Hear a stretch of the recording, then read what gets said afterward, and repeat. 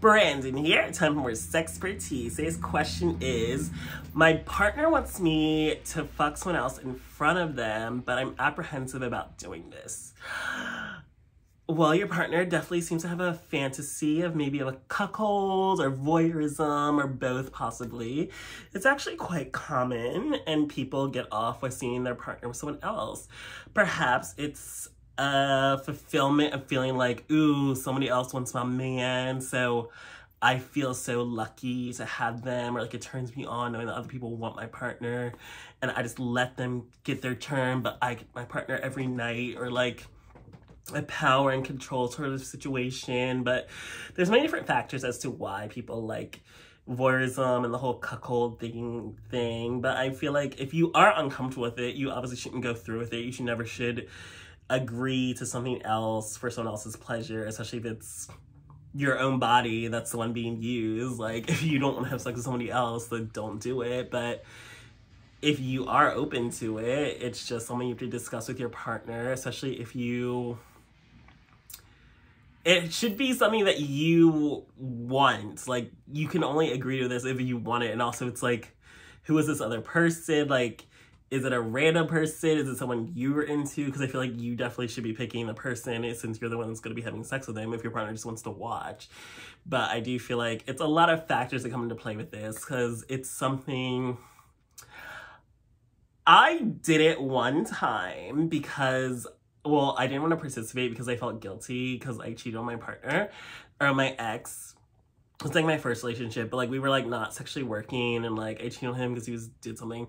And then like I was like, okay, well, you can have sex with someone else and I'll just watch it. And like he just picked the guy, they came over, they started getting into it, but like I just wasn't attracted to this other person. I just was just like watching, but like it wasn't turning me on or anything. It was just kind of like there on my phone, like, okay. And then my partner wanted me to join in because he just felt like it was awkward if I'm just there, but like not wanting to participate. But it's like, I wasn't really jealous or like upset about it or anything. But I feel like there are always those possibilities. Like, people are always like, ooh, I want to have a threesome with my man. But then like when it actually happens, like people get upset and jealous and don't like it or want to stop. So it's like, you should never agree to these types of situations unless you are fully certain, like, this is what you want, this is really what you're gonna turn you on. Because some people mistake fantasies for reality, and some things are just meant to be fantasies. Like, you're just supposed to masturbate to the idea of it. You're not actually supposed to live through it. Like, there's so many porn. Like,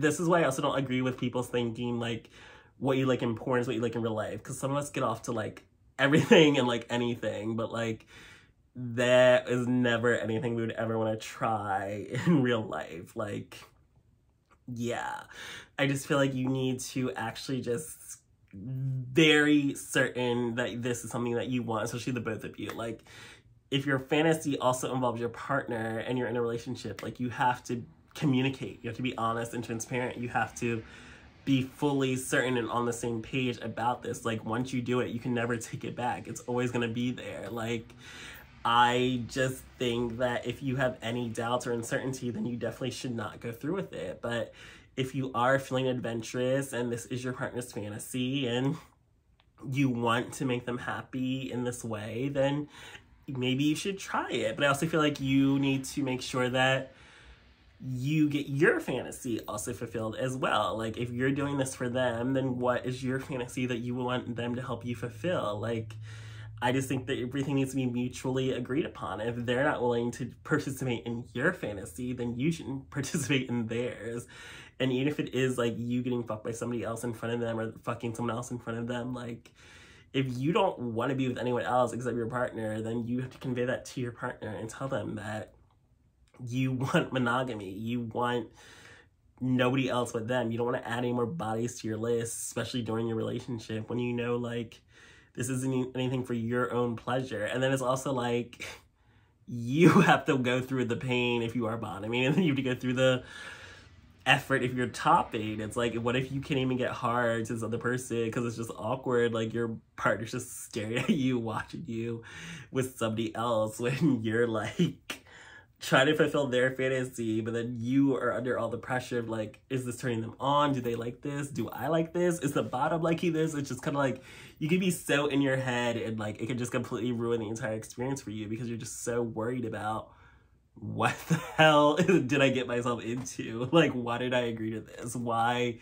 is this my life right now? Is this the type of relationship I want where like, my man just wants to keep watching me with other people? Like, yes, there are plenty of people that are into that, and it's good that they find other partners that are also into that. But if your fantasies don't align with your partner's fantasies, it's going to create a lot of conflict and tension in your relationships. And I do feel like that is exactly why it's important to never agree to anything unless you're fully 100% certain that is what you want to do, and never agree to it just to please your partner, especially if you know that it will not please you in the end. You have to put yourself first and don't say yes just for somebody else's benefit, especially when you're the one that's going to have to go through all the effort and work to try to please them.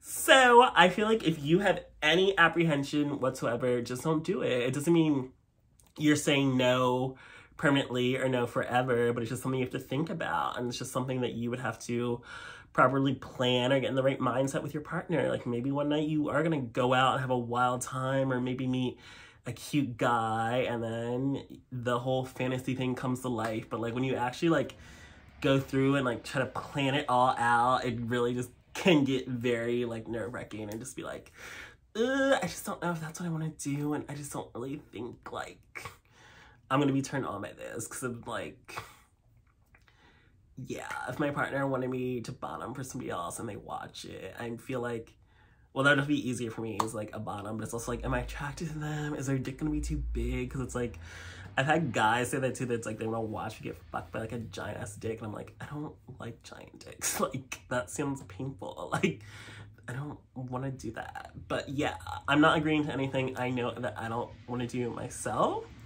But I feel like just saying no for now does not mean no forever. So perhaps down the line we could do it, but also I want an agreement that when I have my fantasy, you're gonna agree to it as well, because I participate in yours. So definitely just make sure everything is fair and mutual and mutually agreed upon. So thanks for joining me for this episode of SexxxPerTease.